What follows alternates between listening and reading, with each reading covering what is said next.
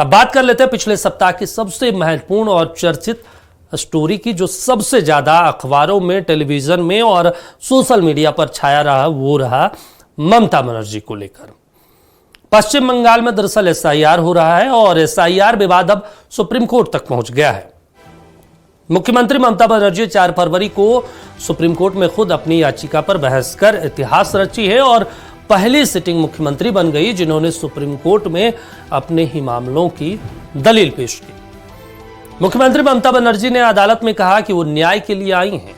चुनाव आयोग को तमाम सबूत दिए गए, 6 बार पत्र भी लिखा, लेकिन उन्हें अनसुना कर दिया गया, ये ममता बनर्जी ने कहा।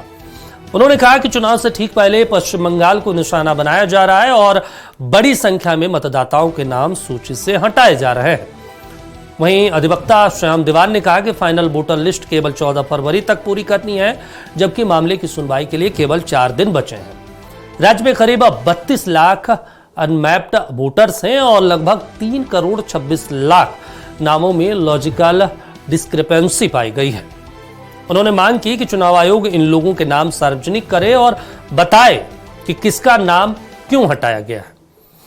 इस पर सीजेआई ने कहा कि यह सामान्य सूचना नहीं है, बल्कि व्यक्तिगत नोटिस भी दी जा रही है।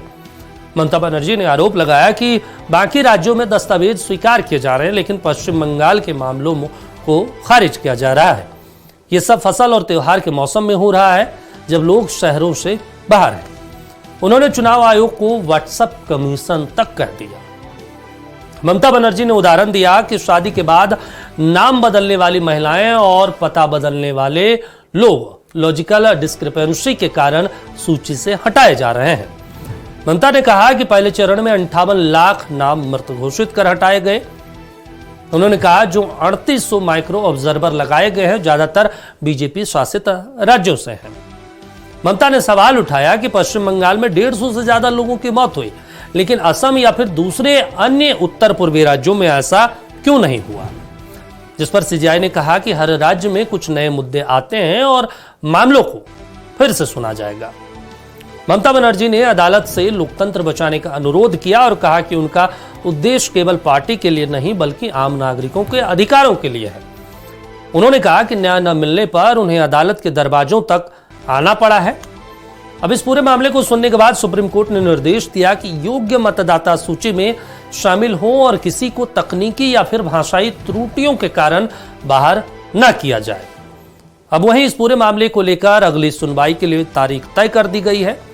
इस मामले पर कांग्रेस नेता अधीर रंजन चौधरी ने कहा कि वो नौटंकी करने आई थी। अगर सुप्रीम कोर्ट में कानूनी जंग लड़नी है तो वो खुद लड़े, अपने साथ में करोड़ों रुपए खर्च करके 4-5 बैरिस्टर रखने की क्या जरूरत थी। एसआईआर के खिलाफ सबसे पहले राहुल गांधी ने आवाज बुलंद की थी। एसआईआर का मुद्दा पूरे देश भर में चल रहा है। उत्तर प्रदेश हो, चाहे फिर झारखंड हो, चाहे फिर पश्चिम बंगाल हो, असम हो, हर जगह पे एसआईआर का मुद्दा छाया हुआ है। ऐसे में सबसे ज्यादा अगर मुखर कोई आवाज है तो वो ममता बनर्जी है, क्योंकि पश्चिम बंगाल में कुछ महीनों में विधानसभा चुनाव भी होने वाले हैं। बीजेपी का कहना है कि पश्चिम बंगाल में ममता बनर्जी इस बार चुनाव हार रही है, इसलिए वो बौखला गई है और इन तमाम चीजों को लेकर सुप्रीम कोर्ट तक पैरवी कर रही है।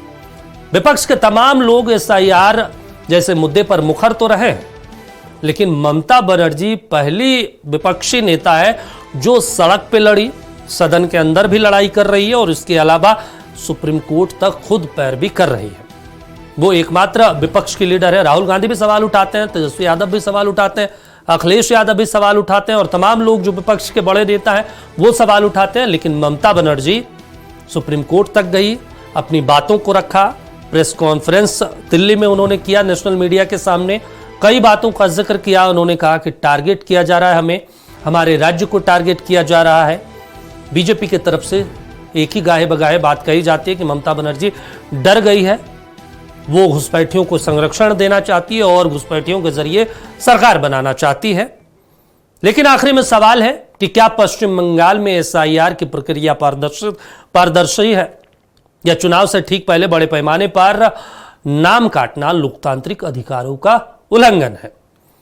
एक और सवाल है कि मुख्यमंत्री ममता बनर्जी का खुद सुप्रीम कोर्ट में दलील देना संवैधानिक साहस है या इसे राजनीतिक नाटक कहना ज्यादा उचित है। हर मुद्दे की बात में अभी के लिए बस इतना।